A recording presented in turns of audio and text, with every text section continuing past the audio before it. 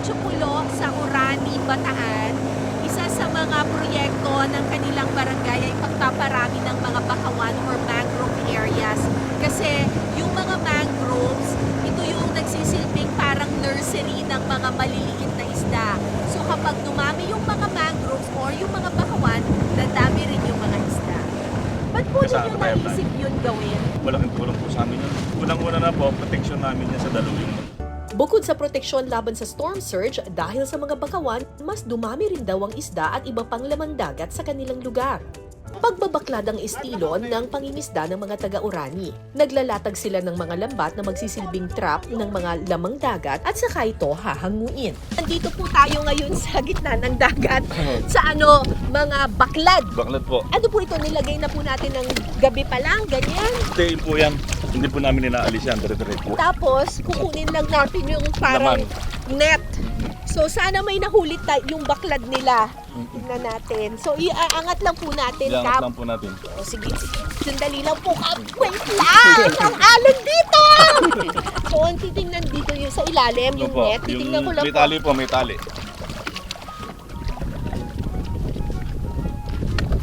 Driver si ma'am. Nakita ko na. So, ang gagawin, Itataas lang po natin. itataas lang natin to. Baka mabigat to. Sige po. Baka may pating! Okay, ito na po. Walang laman! Ay, hindi meron. Balbabaros. Mga maliliit. Ayan, ayan ang mga isda. Ano yung tsura? Ano ang laman? Ay, pangulam ba? Ala, may malaki! Anong tawag dyan? Balabaros. Balabados? Balabados. Parang eel? Malaking igat. Parang may malaking igat. Ang haba! Dalawa ata ang haba. Ang laki.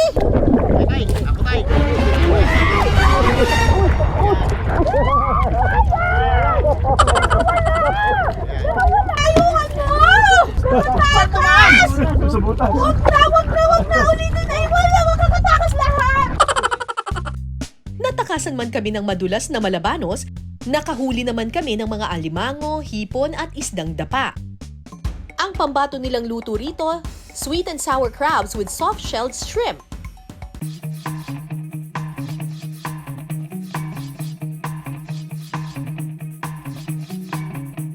Tutunawin muna ang butter sa mainit na mantika.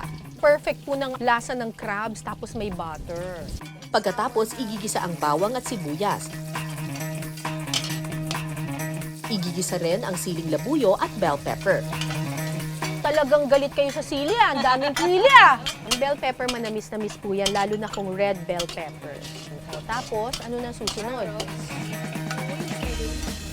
Kapag nag-caramelize na ang mga ginisang sangkap, pwede nang isama ang ating mga alimango. Ay, grabe, ang taba! Sobra kataba! Sus Mariosep, grabe!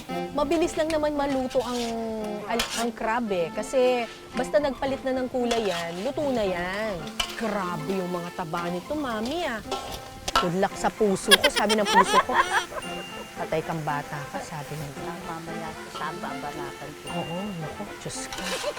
But wait, there's more mga kapuso dahil lalagyan pa natin ng hipon ng ating niluluto. Todo na po natin yung mga kolesterol. Ay, parang ano ito? Mga luno, soft-shelled shrimp ang tawag dito. Yung malambot yung kanyang yung kanyang shell.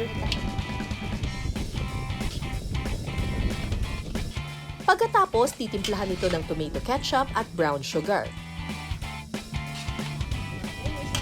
Pagkalipas ng ilang minuto, pwede na itong tikman. Alright! Luto na ang specialty ni Mami Nora. Sweet and sour crabs with soft-shelled shrimp. Huwag na nating patagalin yan. Seafood mula sa dagat ng Orani, tikman na natin. Medyo kinakabahan ako ang kainin ito kasi Diyos ko, nakita kong puro aligi talaga to. Yung sauce niya, orange na orange, alam mo talagang aligi siya talaga.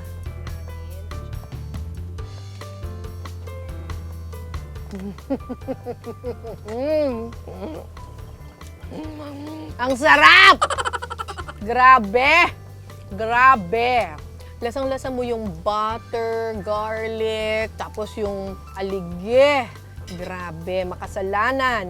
Hindi ko masyadong malasahan yung ketchup, which is actually good kasi balancing-balanse lang yung timpla ni Mami.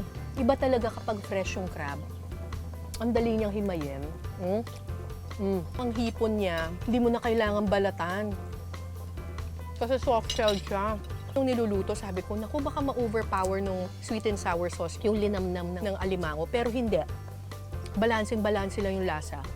Ini-enhance lang niya yung lasa mismo ng crab. Tsaka panalo. Panalo yung sauce. I love it!